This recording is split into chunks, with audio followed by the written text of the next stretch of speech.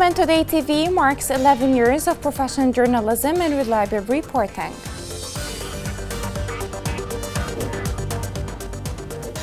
Government accuses the Houthis of exploiting the truce to increase looting of public and private properties. World Health Organization warns against the contaminated cancer drug identified in Yemen and Lebanon.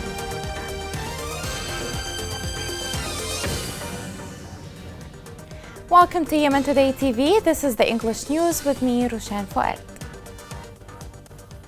On the 11th anniversary of Yemen Today TV, the channel has been the voice of all Yemenis. Despite the challenges and even threats that its staff has undergone, Yemen Today continues to be one major TV channel in Yemen, which represents unbiased and professional journalism. This report has more. Among the fires of constructive chaos, Yemen Today channel emerged into the space of the national struggle and made its way amidst hatred and calls for sectarian and regional rupture, resisting the storms of anarchy. Yemen Today channel stood beside a great people who were blown away by the winds of a militia rising from the caves of priesthood and the sounds of weapons and destruction. The message of Yemen Today during the 11 years was the discourse of patriotism and moderation. The channel was invaded by military units, but the message of Yemen Today didn't stop to continue its path with all professionalism and completeness, and to draw in the middle of darkness a ray of hope and sincerity of words. Back in the 5th year of the birth of Yemen Today channel, the militia were surrounding Sana'a after the late leader Ali Abdullah Saleh called for people to rise up in the face of the gun that was supported by Iran and weapons of the looted homeland and experts from Hezbollah in Lebanon. They wanted to drive Yemen towards division and fragmentation. However, the channel continued its message from the Egyptian capital, Cairo. Yemen Today channel returned with its message, committed to media pluralism, freedom of opinion, professionalism, and the rights of media professionals. Thus, during its 5 years in Cairo, Yemen Today channel fought all the battles of the homeland. The channel has transformed the Houthi oppression of the media, the siege imposed on freedoms, and the increasing violations of human rights into a struggle for the kidnapped, the forcibly disappeared, and the tortured. Now, Yemen Today channel is continuing as the uprising continues in Yemen, today and tomorrow. Chairman of the Presidential Leadership Council discussed with a number of governors recent developments and ways to improve state institutions. During the meeting, Rashad Al-Alimi put the governors before the developments of the internal situation and the results of the recent moves to foil the Iranian project in Yemen and the region. The Yemeni government accused the Houthi rebels of taking advantage of the truce to increase looting of public and private properties. The following report gives more details. The Central Bank of Yemen in Aden affirmed its commitment to the monetary policies it set to protect local currency from collapse and maintain the stability of the markets. A government official accused the Houthi militia of exploiting the truce to double looting of resources and increase levies. The government said that the Iranian-backed terrorist Houthi militia has continued to plunder hundreds of billions of state revenues without assuming any obligations and stopped the payment of salaries to public sector's employees in the areas under its control, ignoring the difficult economic conditions of citizens and the worsening humanitarian crisis. It stated that the total revenues looted by the Houthi militia from taxes, customs, zakat, endowment, fuel and domestic gas amounted in 2020 to 2.3 trillion riyals. It also accused the Houthi militia of taking advantage of the United Nations-sponsored truce in early 2022 to escalate the systematic looting of public revenues, tax and customs revenues for oil derivatives through the port of Hodeidah and trafficking in smuggled Iranian oil in local markets. They called on the international community community. The United Nations and the US envoys to exercise real pressure on the Houthi militia to stop its systematic looting to state revenues and to allocate it to the regular payment of employees' salaries, according to the 2014 Civil Service database, instead of directing it in favor of the wealth of its leaders. The Houthi militia has stopped paying the salaries of government employees in the areas under its control since late 2016, despite collecting hundreds of billions of riyals from the revenues of institutions. Meanwhile, the central bank in Aden launched the last session of the meeting of its board of directors for the current year 2022. The Yemeni official media stated that the meeting reviewed the bank's financial statement for the period 2016 to 2020. They discussed issues related to strengthening the principles of transparency, governance, and control procedures for the banking sector and exchange companies. Central banks are the first line of defense in maintaining the stability of a currency. In a fixed exchange rate regime, central banks can try to maintain the current fixed exchange rate spike by dipping into the country's foreign reserves or intervening in foreign exchange markets when faced with the prospect of a currency crisis for a floating rate currency regime. The Yemeni Bar Association threatened to escalate in case the Houthi rebels failed to implement its demands. This came after the Iranian-backed terrorist Houthi militia stormed the headquarters of the Yemeni Bar Association in the capital Sana'a. The National Committee to investigate allegations of human rights violations announced it has investigated 3,411 violations during 2022. The committee called on all parties to comply with international humanitarian law and international human rights in protecting civilians and refrain from indiscriminate attacks, stop arbitrary arrests, and looting of property.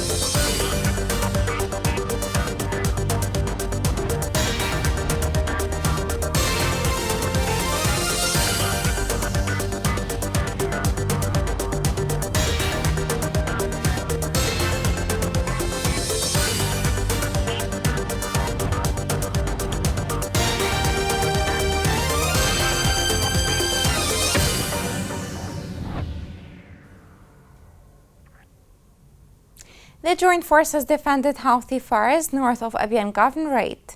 A military source confirmed that the joint forces stationed on the Thawra front responded to the sources of the fire of Houthi militia, which targeted the front lines of its forces.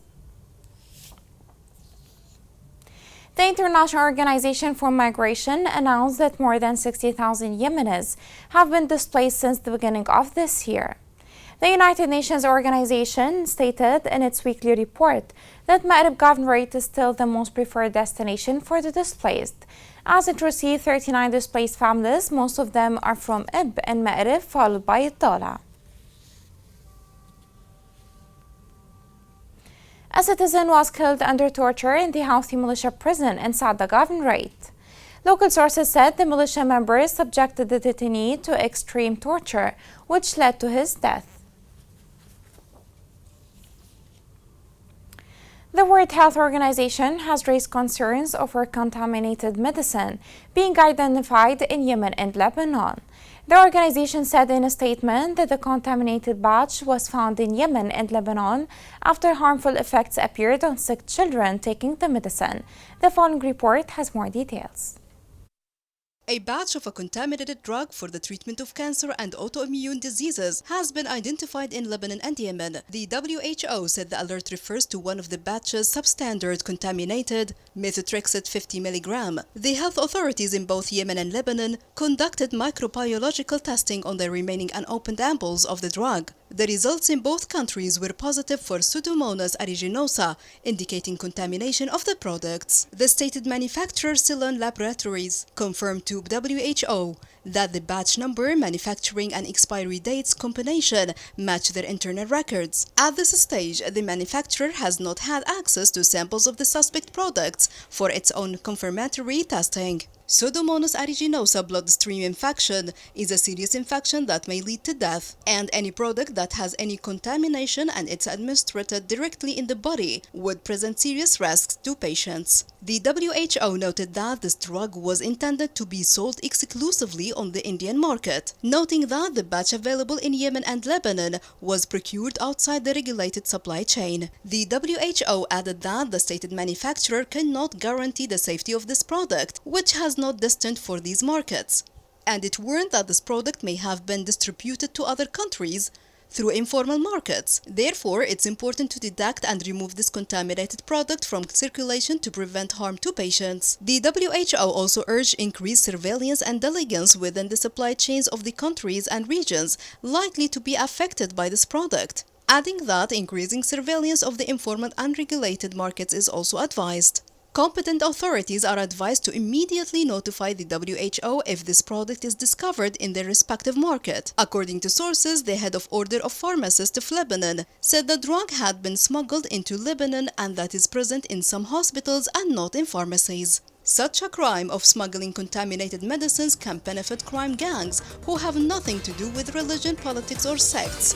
All they care about is taking advantage of crisis to collect illegal profits. Coming next.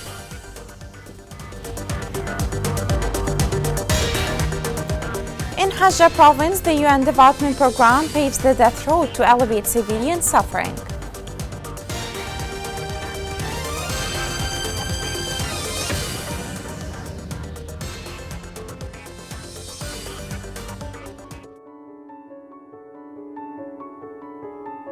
نشن نديمه من الغيل والغيلة تبعيد، كنا ندي بالدواب نعبي ماء وترجعنا. كنا ننزل الساعة 5 رجعنا الساعة 9. ما يقلنا ظهر لأن زحمة ما حد لي يخلي الجهل يغرف، وإحنا تعبنا زيادة. وكنت أحس صدري يوجعني وعز قدرك ركبي يوجعيني. كنا ما نستخدم حتى نغسل أولادنا إلا يعني بأيام معدودة. كنت أغيب على المدرسة لأن كنت أروح الديمة. حتى وإن كان يجي الأمطار تروح هدر لأنه ما في معي خزانة. الوقت نشتري ب30,000 دي معها استهلاك ما يغلقش معها الشهر. بس راح تطلب الله ولا أي حاجة، عبلا كل شغلك الماء. Welcome back. In Shabwa, the local authorities have been battling with drug dealers. Recently, the security forces have captured the 84 people involved in drug dealing. The following report has more details. Security services in Shabwa Governorate have arrested 84 suspects in 40 cases of drug promotion and trade during the current year, and are pursuing and tracking a blacklist of 250 wanted security personnel on charges of drug trafficking, promotion, and abuse. Here at the Narcotics Control Division, we work with checkpoint security units and forensic researchers. We play a huge role in combating drug spread. We work under the supervision of the police department. The Narcotics Division has made great strides this year. The Narcotics Control Department in Shabwa is engaged in an open battle with drug trafficking gangs. Despite its scarce material and technical capabilities, the department is attempting to track more than 250 suspects who are spread out across the governorate. We are in need of security fortification, including weaponry, carriers, and manpower and medical clinics. We need a lot of assistance to carry out our work. Affiliates of the Drug Control Department emphasize the significance of society's role in combating and confronting this scourge, which poses a serious threat to people's security and safety in the present and the future. They also stress the importance of monitoring awareness and reporting in order to address this phenomenon. A scientific conference recently hosted by the University of Shabwa emphasized the need for a new national drug control strategy, the establishment of treatment and rehabilitation facilities for addicts, and the establishment of a dedicated clinic in one of the governorate's public hospitals. This campaign was prompted by research findings that proved the phenomenon's rapid spread over the previous 4 years. The World Food Programme has issued a tender to purchase more than 70,000 tons of Ukrainian grain. The program added that the purchased grain will be sent to Yemen and Ethiopia.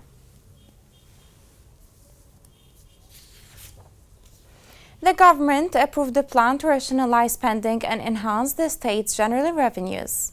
A meeting was chaired by Ma'in Abdul Malik with the administration of the Central Bank in Aden to deal with the negative repercussions of stopping oil exports. The meeting discussed also the importance of protecting the national currency exchange rate.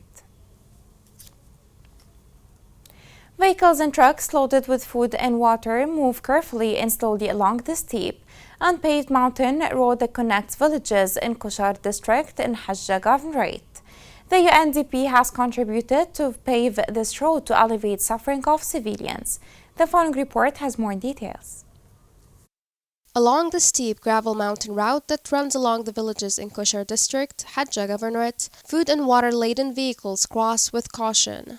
Every year, the situation of those who live in Bani Shahr gets worse, especially during the rainy season, when this route becomes inaccessible. The only means of transportation for the local population is this pathway. However, moving food, water, and other necessities has grown incredibly challenging, and people were compelled to use donkeys as a last resort to navigate these treacherous terrains. This path was known as the Death Road in El Sirat.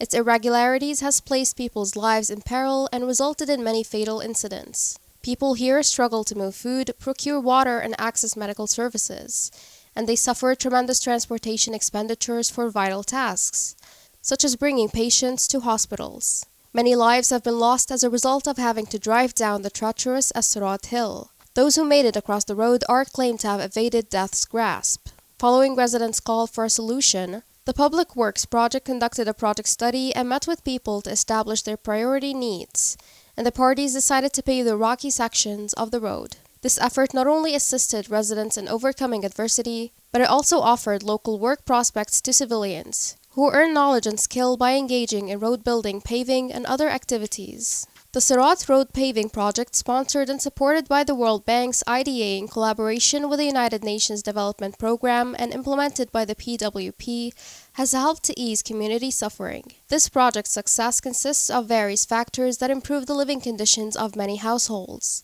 In addition to lowering the cost of both personal and commercial transportation, it is crucial for absorbing the workforce. The national football team ended its camp in the Egyptian Governorate of Bani Suef. The team was preparing for the Gulf 25 tournament, which will be held in the Iraqi city of Basra during the period from 6 to 19 January 2023. Here is a reminder of the main headlines. Yemen Today TV marks 11 years of professional journalism and reliable reporting.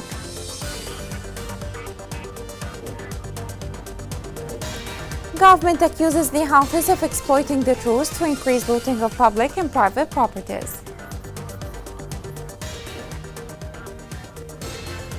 World Health Organization warns against the contaminated cancer drug identified in Yemen and Lebanon.